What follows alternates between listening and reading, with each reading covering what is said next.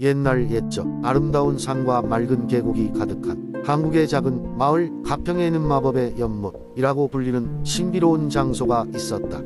이 연못은 항상 은은한 푸른 빛을 발하였고 전설에 의하면 그곳에는 생명이 살아 숨쉬며 어떤 소원도 들어준다는 이야기가 전해져 내려오고 있었다.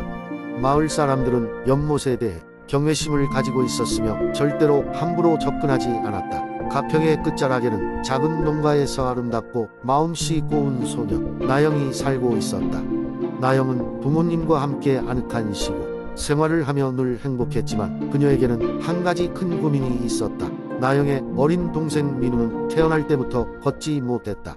병원을 찾아가 봤지만 대도시에서조차 그의 병을 낫게 할 방법은 없었다. 어느 날 밤 달빛이 밝게 빛나고 별들이 하늘에 수놓인 밤에 나영은 민우의 침대 옆에서 눈물을 흘리며 기도하고 있었다. 그녀는 동생이 언젠가 자유롭게 뛰어다닐 수 있기를 간절히 바랐다. 그리고 그때 불현듯 마법의 연못에 대한 전설이 나영의 머릿속에 번뜩 떠올랐다. 하루 이른 새벽 나영은 가족 모르게 연못으로 떠났다. 차가운 새벽 공기를 가르며 숲속의 좁은 길을 지나며 그녀는 연못에 도착했다. 연못은 푸른 안개에 휩싸여 있었고 물결은 고요하게 잔잔했다. 나영은 조심스럽게 연못가에 무릎을 꿇고 동생의 다리가 낫기를 바라는 간절한 마음을 담아 소원을 빌었다. 그 순간 연못에서 신비로운 빛의 물방울들이 솟아올라 구슬처럼 반짝이며 하나하나 나영을 감쌌다. 그리고 그 속에서 어떤 부드러운 목소리가 들렸다. 마음이 진실하고 사랑이 가득하다면 그 소원은 이루어질 것이다. 나영은 놀란 채로 고개를 끄덕이며 조금 두려웠지만 희망이 가슴속에 가득 찼다. 다음 날 아침 나영은 아침 햇살과 함께 민우의 방으로 달려갔다. 놀랍게도 민우는 걸음마를 배우는 아기처럼 천천히 침대 가장자리에서 일어서고 있었다. 나영은 기쁨에 찬 눈물로 동생을 안았고 마을 전체는 축제 분위기로 물들었다. 그리고 이 이야기는 가평 지역에서 영원히 전해 내려오며 사람들에게 희망과 믿음의 상징으로 남게 되었다. 전해지는 말에 따르면 연못은 현재도 그곳에서 같은 신비롭고 찬란한 빛을 내고 있으며 진실된 마음의 소원을 가진 사람들에게 가끔씩 그 마법을 보여준다고 한다. 두 번째 이야기. 옛날 옛적 전라북도 정읍에는 깊고 푸른 호수가 있었습니다. 이 호수는 신비한 전설이 깃들어 있어 이 지역 사람들에게 항상 경외의 대상이었습니다. 호수는 매년 가을이 되면 아침 이슬처럼 반짝이는 물안개로 둘러싸였고 그 안개가 거칠 때는 호수에서 은빛 꽃들이 피어오르곤 했습니다. 마을 사람들은 이 호수를 은화수라 불렀고 은화수에는 신령님이 산다고 믿었습니다. 호수 근처에 접근해 경솔하게 행동하면 신령님의 노여움을 사게 된다는 말이 전해져 내려왔습니다. 그래서 마을 사람들은 호수를 숭배하며 매년 가을마다 호수 주변에서 제사를 지냈습니다. 어느 가을 정읍의 장터가 떠들썩하게 열렸던 날 마을에 한 소년 진호가 있었습니다. 그는 호수의 전설에 매혹되어 친구들과 함께 호수를 보러 가기로 결심했습니다. 친구들은 호수에 가까이 가는 것을 두려워했지만 진호의 용기는 그들을 이끌었습니다. 소년들은 조심스럽게 호수 가장자리에 다가갔습니다. 그날따라 호수는 맑고도 고요했으며 아침 햇살이 물결 위에서 반짝였습니다. 진호는 호수에 비친 자신의 얼굴을 바라보며 잡념에서 벗어날 수 없었습니다.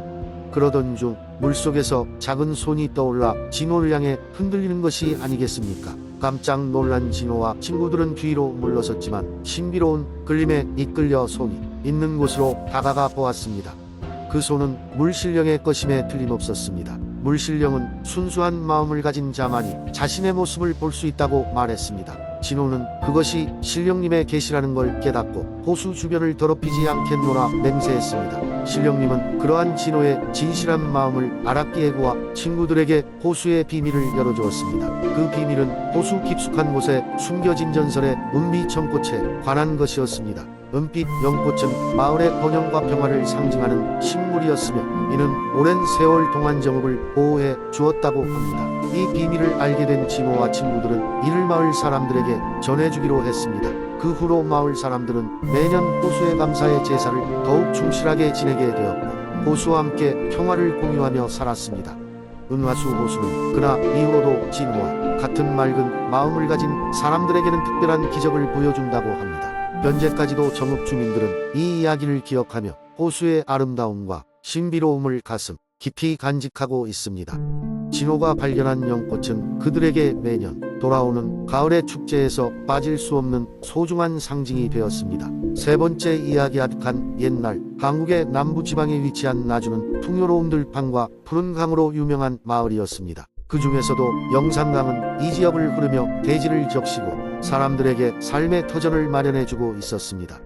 사람들은 강을 따라 농사를 짓고 생활을 영위하며 평화로운 나날을 보냈습니다. 그러나 어느 해인가부터 영산강가에 이상한 일이 일어나기 시작했습니다. 매년 봄이 되면 어김없이 찾아오던 홍수가 예년보다 훨씬 심해졌고 갑자기 나타난 홍수로 인해 마을 사람들은 극심한 피해를 보고 있었습니다. 그뿐만 아니라 강변에 살던 생명체들이 하나 둘 사라지기 시작했고 어부들은 더 이상 물고기를 잡을 수 없게 되었습니다. 마을 사람들은 이러한 재앙을 물의 요괴가 일으킨 것으로 믿게 되었습니다. 그 요괴는 비정한 거대한 괴물로 캄캄한 밤에만 모습을 드러내어 매일같이 홍수를 일으킨다는 소문이 돌았습니다. 위기가 심화될수록 나주 사람들은 어떻게든 이 재앙을 해결하고자 여러 방법을 시도했지만 번번이 실패하게 되었습니다. 그러던 어느 날 자칫 나주 최고의 사냥꾼이라는 젊은 청년이 등장했습니다. 그의 이름은 우람이었습니다. 우람은 주변 산과 들판을 거침없이 누비며 무수한 맹수를 사냥했던 경험 많은 사냥꾼이었습니다. 우람은 자신의 놀라운 활 솜씨와 과감한 성격을 믿고 마을 사람들에게 자신이 물의 요괴를 물리칠 수 있다고 장담했습니다. 마을의 어르신들과 주민들은 우람이 제안한 계획을 듣고 그와 함께 하기로 결심합니다. 사람들은 그의 선두에 서서 마을의 안녕을 되찾고자 영산강을 찾아 나섰습니다. 첫밤 우람은 강변에 머무르며 요괴의 실체를 확인하고자 했습니다. 그는 날카로운 눈빛으로 밤의 어둠을 직시하며 사냥감을 기다리듯 조용히 숨어 있었습니다. 그러던 중 문득 강물의 흐름이 잔잔해지면서 희미한 소리와 함께 강 중간에 어떤 형체가 서서히 떠오르는 것을 목격했습니다. 요괴임이 틀림없었습니다. 우람은 차분히 활을 들고 요괴에게 다가가며 숨을 고르고 힘을 모아 활시위를 당겼습니다. 그리고 요괴의 가슴을 향해 날카로운 화살을 발사했습니다. 그 순간 요괴는 놀라운 속도로 자신을 방어하려 했지만 우람의 화살은 강력하게 요괴의 심장에 박혔습니다. 놀라운 광채와 함께 요괴는 총천연색 빛으로 사라졌고 강물은 다시 금세 잔잔해졌습니다. 마을 사람들은 이제야 홍수의 공격에서 벗어나 안도할 수 있었습니다. 이후 나주는 이전의 평화로움을 되찾게 되었고 우람은 마을 영웅으로 추앙받게 되었습니다. 그는 요괴를 물리친 용맹함으로 인해 사람들의 마음 속에 깊이 자리 잡았고 나주 지역의 젊은이들에게 용기와 희망의 상징이 되었습니다. 영산강은 그 후로도 여전히 그 자리에 있었지만 더 이상 사람들을 괴롭히는 요괴는 나타나지 않았습니다. 세월이 흘러도 사람들은 우람의 전설을 잊지 않았습니다. 오늘날까지도 나주의 어르신들은 아이들에게 이 이야기를 전하며 우람의 용기를 기리곤 합니다. 영원한 영산강과 함께 나주의 전설은 계속해서 이어지고 나주의 마을 사람들은 그 전설 속에서 조화와 평온함을 찾곤 합니다.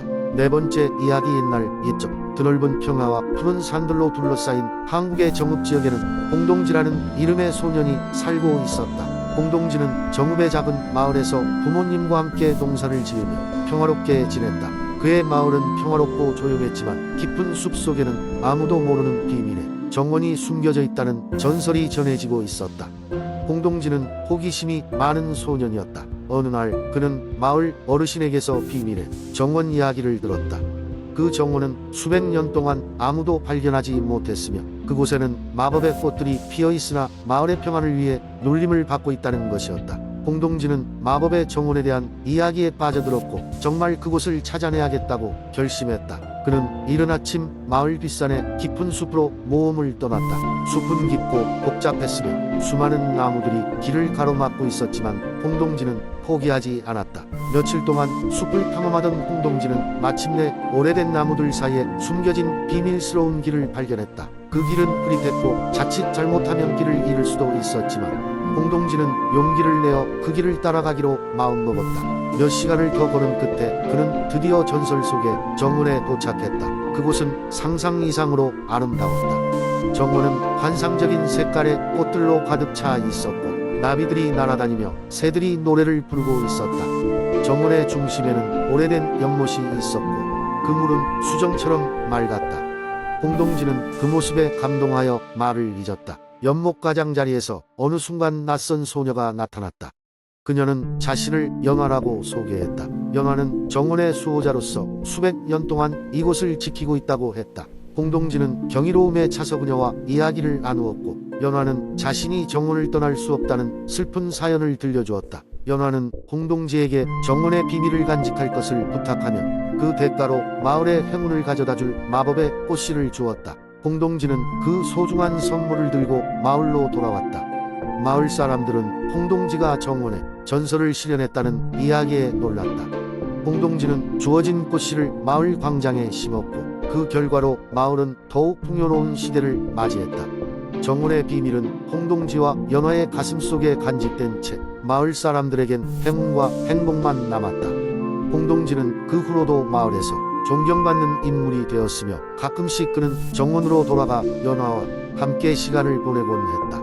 그렇게 정읍에 홍동지의 전설은 오래도록 전해져 내려와 마을 사람들의 마음속에 깊이 새겨졌다.